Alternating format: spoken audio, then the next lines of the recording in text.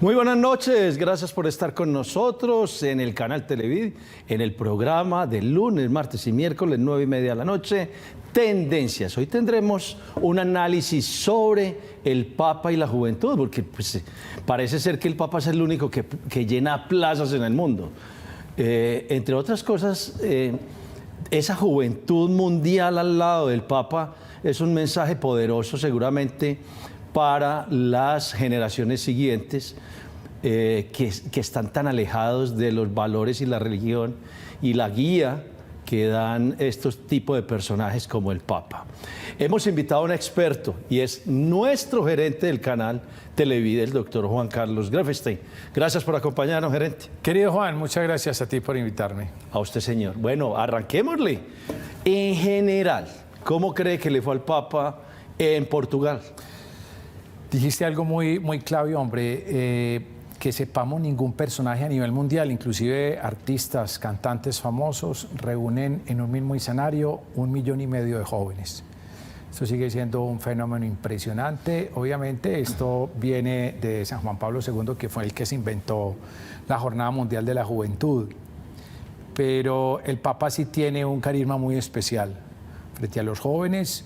Obviamente pues era una plaza muy favorable como es Portugal, que además disfrutan del portuñol. El portugués nos entiende mucho más fácil a nosotros que nosotros a ellos. Pero en términos generales el balance es absolutamente increíble. Estamos hablando de concentraciones de 900.000 personas en la acogida al Papa, 1,5 millones en lo que se denomina el Via Crucis del Papa y más de 1 millón en la vigilia de jóvenes en el parque al pie del río Toja, se llama el Parque Tejo. Allí fue una concentración impresionante de jóvenes. Entonces, en términos cuantitativos, a nivel de audiencia, el mundo quedó descrestado. El presidente de Sousa, Marcelo de Sousa, el presidente de Portugal, dijo en el buen término de la palabra, esto es una locura. Sí, es que hacia allá iba yo. ¿Por qué? Más allá de ser el líder mundial del catolicismo y tal, porque no solamente este Papa, porque como bien lo dijo usted, Juan Pablo II, que dicen algunos, ha sido un papazo, ¿cierto? Un tremendo Papa, si no el que más. ¿Por qué esas jornadas son tan llamativas para la gente? ¿Por qué? Lo de Juan Pablo II, él ostenta pues un récord impresionante. En 1995, Filipinas, 5 millones de jóvenes. 5 millones de jóvenes, eso es una locura. Hombre, varias cosas. La primera es un evento con un sabor universal y es la universalidad de los jóvenes. Que los jóvenes se puedan reunir en torno a unos valores, a unas experiencias positivas. Lo segundo es que la Iglesia Católica, aparentemente para muchos, es una iglesia que va en decadencia, que va perdiendo fieles, que va perdiendo adeptos. Lo que nos demuestra es que no, que hay un renacer, que hay un resurgir de muchos chicos que ven obviamente una experiencia ya no tan religiosa, sino más desde la espiritualidad, pero que encuentran en estas figuras como Juan Pablo II y Francisco unos personajes muy llamativos como legitimadores morales a nivel mundial. Bueno, entre otras cosas, esa juventud, yo quiero decirles lo siguiente, hace cerca de 8 años, más o menos, 9 años, hice una tesis sobre el terrorismo islámico, en la maestría, sobre el terrorismo islámico sobre la cultura occidental. Y me aparecía que el catolicismo iba de segundo, tercero, y hoy está de primero de nuevo. ¿Qué es lo que pasó? O sea, ¿qué es lo que implantó tan fuerte? Porque cuando yo hice esa tesis de la maestría, el catolicismo iba de tercero. ¿Qué pasó en estos años últimos que más gente se ha enganchado otra vez al catolicismo? Hay unos fenómenos de surgimiento de la Iglesia. O sea, aunque Europa se ha ido perdiendo y se han Europa ha ido perdiendo sus raíces, lastimosamente las ha ido perdiendo. Por ejemplo, cuando se menciona la nueva sede de la Jornada Mundial de la Juventud en el año 2027, se escoge a Corea del Sur, Seúl, van a estar en Seúl. Y entramos a investigar inmediatamente, venga, pero ¿por qué Seúl? ¿Por qué Corea? Obviamente el Papa quiere mucho el continente asiático, pero nos encontramos que en los últimos 5 años la Iglesia Católica ha crecido en un 70%.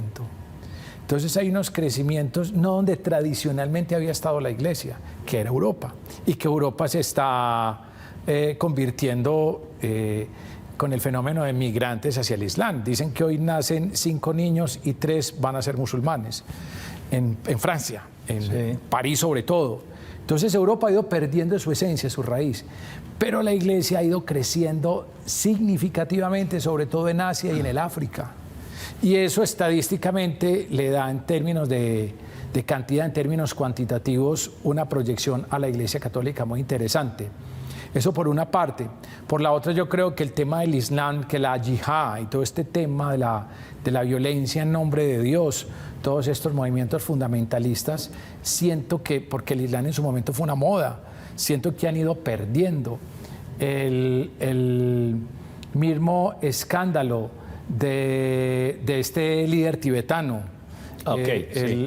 También el Lama. El Dalai Lama también ha golpeado mucho.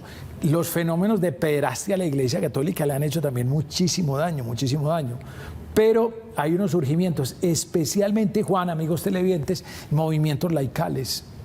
Movimientos más que de sacerdotes en términos pues como de esencia, hay unos movimientos laicales muy fuertes como los focolares, como la renovación carismática. Aquí en Colombia vemos fenómenos muy interesantes, lazos de amor mariano, movimientos muy surgidos desde los laicos, y eso le ha dado esa proyección a la Iglesia. A ver, hablemos obviamente vamos a llegar de nuevo al Papa, pero usted tocó un tema muy importante, 5 por 1.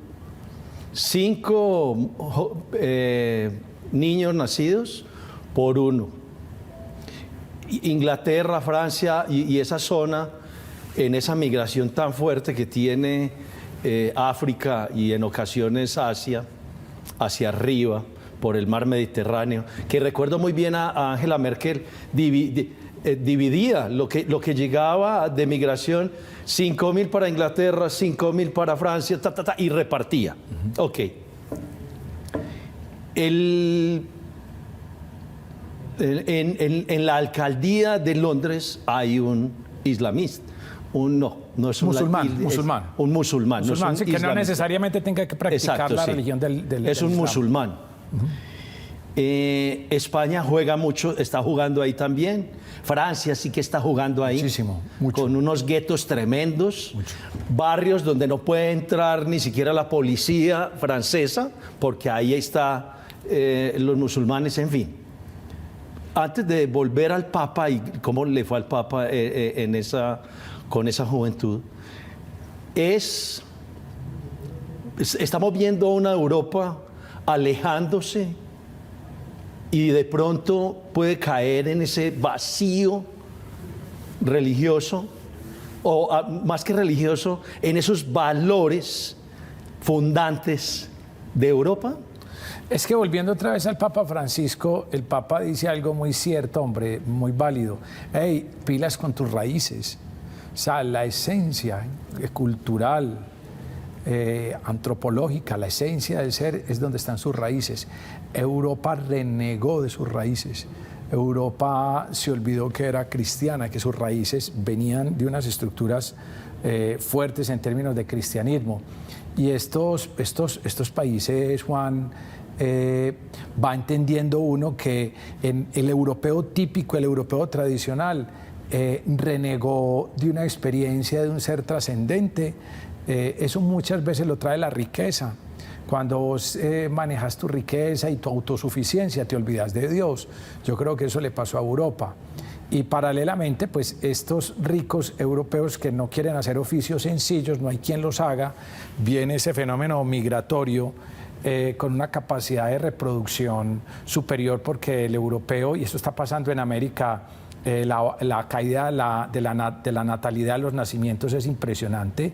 En Europa hablamos de una gerontocracia y entonces el europeo promedio no tiene hijos, no se casa. Todos estos fenómenos de los matrimonios gay que llamamos, que en su gran mayoría pues algunos adoptarán, pero no hay hijos de por medio. Mucho tema la mascota, esto lleno de perritos, gaticos, que eso no tiene nada de malo, pero demográficamente ese es un fenómeno ya. Y paralelamente el migrante musulmán, muy arraigado en su creencia y demás, está procreando. Claro, está procreando para lo que dice el Corán, un Estado único, Y eso Europa no lo ha podido entender o no lo quiere entender, porque entre otras cosas, como bien lo dice usted, doctor Juan Carlos, es como rechazando sobre lo fundado. Como también lo dice usted, América juega con la mascota, juega con el perro. ¿Quién sostiene un Estado si usted no quiere tener hijos? Claro. O sea, ese perro no le va a trabajar, ese gato no le va a trabajar. El que tiene que pagar los impuestos es usted. Y usted, si no tiene hijos, no va a haber Estado. Y las pensiones. Y las pensiones. Es un tema muy preocupante, el tema de la brecha pensional. Actualmente somos 10 que estamos trabajando y hay 7 viejos en casa. Los 10 que estamos trabajando nos están sacando la platica para pagarle a los 7, pero vamos a hacerle la inversión. Entonces hay 10 viejos en casa y 7 trabajando. ¿Quién le va a pagar a los otros 3? Ahí hay una brecha pensional, ahí hay una crisis pensional muy grave y eso es lo que se está viendo a nivel de Europa por estos programas de control de la natalidad que yo creo que llegaron a un punto en que violentaron la misma especie humana y de ahí ese desequilibrio intergeneracional en Europa que lo llamamos ya un continente de viejos. Entonces llega el Papa Francisco a una experiencia de juventud, a un país de estos, donde el promedio católico cristiano opta muchas veces por el tema del nacimiento de los hijos, encuentra la realización en su matrimonio a través de sus hijos. Y estos chicos con unas raíces y con una herencia de papá y mamá va a un encuentro de estos donde evidencia la universalidad de una iglesia con chicos pares comunes a pasarla chévere, porque es que lo de Portugal fue una rumba, pues eso no es que van a ir a rezar allá al Rosario, a hacer cara. No, además aburridos, es un encuentro de culturas, de todo allí. Eso es un espectáculo, eso es lo que vimos, es un espectáculo. Usted permítame ir a una pausa señor. Y regresamos.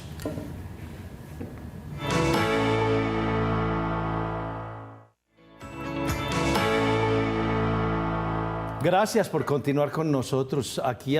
Hoy nos hemos dedicado a lo más importante, el Papa en un encuentro mundial con la juventud en Portugal.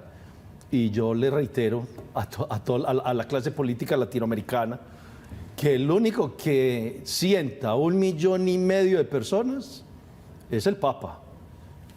Como bien lo dijo el gerente de nuestro canal, 5 millones Juan Pablo II. Eso no lo tienen ni siquiera los más partidarios de dictaduras que a la brava ponen ahí en plazas a la gente 4, 5, 6, 7 horas. Doctor Juan Carlos, hay un aumento querendón, a mi manera de leerlo así, de volver a unas líneas y principios del catolicismo, más eso que meterse en la iglesia. Yo creo, y lo dice el Papa Francisco, liberados del proselitismo y del proselitismo religioso que no le gusta para nada al Papa Francisco, este hombre le ha apuntado a dos encíclicas que yo creo que eso ha suscitado una muy buena energía receptiva. Una es Fratelli Tutti, que es una encíclica sobre la fraternidad, y la otra es Laudato Si, que es una encíclica sobre el cuidado del medio ambiente. Y son dos temas para los jóvenes especialmente muy sensibles. El tema de la ternura, del trato, de la calidez, de las buenas relaciones interpersonales, del respeto por el otro. Y ni se diga el tema medioambiental. Entonces, lo que te decía ahora, más que ese tema religioso tan asentado del pecado, del diablo, de todo ese tema tan discriminatorio, el Papa Francisco ha capitalizado muy bien el tema, lo que él llama la cultura del encuentro, y una faceta que tiene Dios muy hermosa, que la iglesia del pasado no la trabajó, y fue un gran error, y es el amor.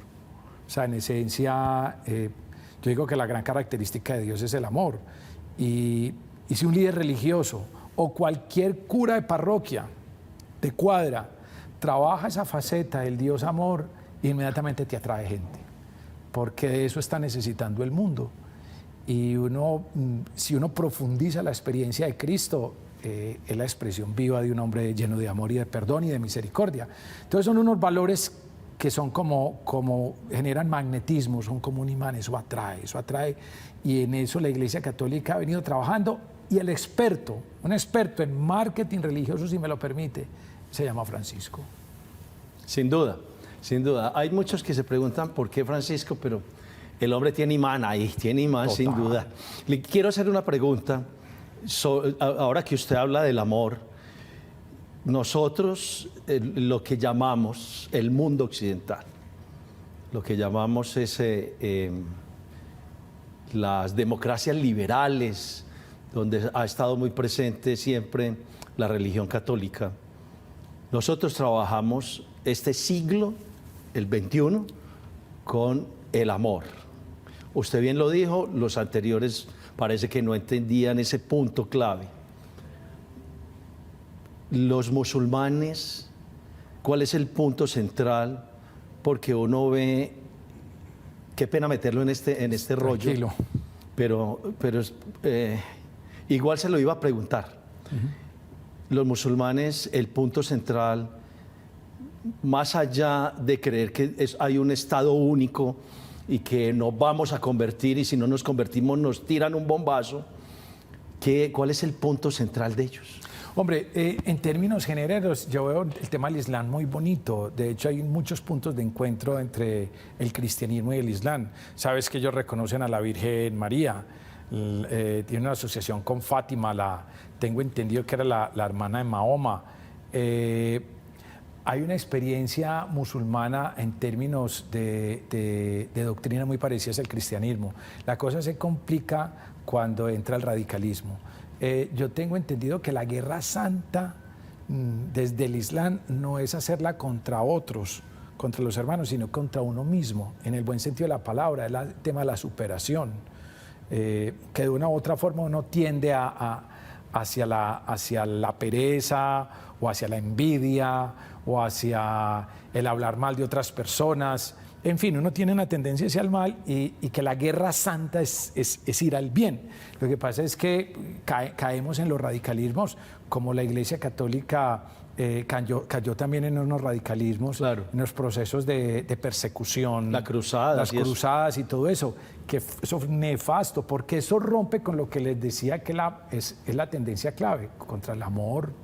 Y entonces yo creo que el Islam en esencia es una experiencia de fe maravillosa, extraordinaria, respetable, pero lastimosamente hay unas facciones que se vuelven radicales, que se vuelven excluyentes, que maltratan a la mujer, y ahí es donde yo siento que se ha ido perdiendo adeptos. La posibilidad de que el Islam siguiera ganando en Europa, ahí comienzan a decaer. Quiero hacerle una pregunta, ya que estamos terminando el programa.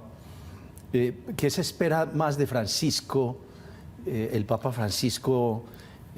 Además, gerente, se dice que puede renunciar. Yo creo que sí. Ah, bueno, cuente. Yo creo que sí. Es que esto lo comenzaron los mismos jesuitas. Peter Hans Kombelbach, a ver, los jesuitas eran como el Papa para toda la vida. Y Kombelbach, que era el general de la Compañía de Jesús, era el Papa Negro, lo llamaban Papa Negro, el Papa porque vestía de negro, la sotana negra, el Papa tradicional, el Papa blanco, pero era el Papa Negro, y renunció.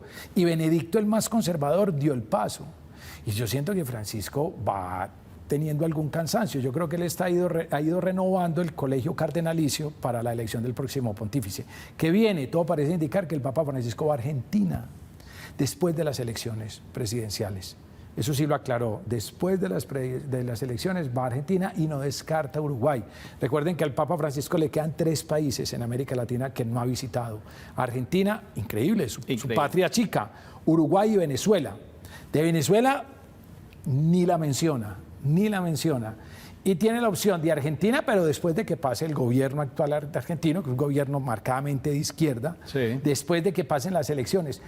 Toda visita del Papa Francisco tiene dos respuestas para un país. Primero, crece el PIB, el tema del consumo, Claro, las claro. ventas por el turismo. Y dos, sube la favorabilidad de cualquier gobernante, porque este Papa lleva esperanza y el nivel de esperanza entre los habitantes inmediatamente impacta en las encuestas. Entonces, el Papa es un factor que desequilibra, en el buen sentido de la palabra, un tema público. Entonces, esperamos del Papa esa visita a comienzos del próximo año a Argentina y a Uruguay. ¿Y usted cree, o sea, Yo creo que el Papa va a renunciar. sí, ok, yo también creo lo mismo. Sí. Yo también creo lo mismo. ¿Se avisora algún nombre de relevancia, de importancia dentro de la Santa Sede que pueda reemplazarlo? Hay un dicho que dice que todo aquel papable que entra al cónclave sale de cardenal. O sea que ese tema del favorito, salvo Benedicto, que no dejó de ser un impacto también, pero que lo entendemos como un papa de transición. Pero es muy difícil. Es difícil. Es muy difícil. Si sabemos es que el Papa, los cardenales que ha ido nombrando van muy hacia donde el Papa está apuntando y vienen con reformas muy importantes para la Iglesia. La Iglesia tiene que actualizarse, tiene que reformar y el próximo Papa, que no va a ser anciano, con seguridad. Recordemos que al Papa lo eligieron hace 10 años, de 76 años. Porque ha sido valiente, 86 años metido con los jóvenes. Pero el Papa que viene es un Papa más joven, Más joven. y viene a hacer reformas significativas a la Iglesia. Bueno, esperemos que así sea y nos sentaremos de nuevo aquí cuando Sí, haya señor. nuevo Papa, cuando renuncie el actual. A todos nuestros televidentes, muchísimas gracias por habernos acompañado en esta noche con el gerente del canal Televid, Juan Carlos Grefenstein, hablando del Papa. Hasta le metimos política a esto. Muchísimas gracias, gerente, mil gracias. Muchas gracias, Juan. Gracias.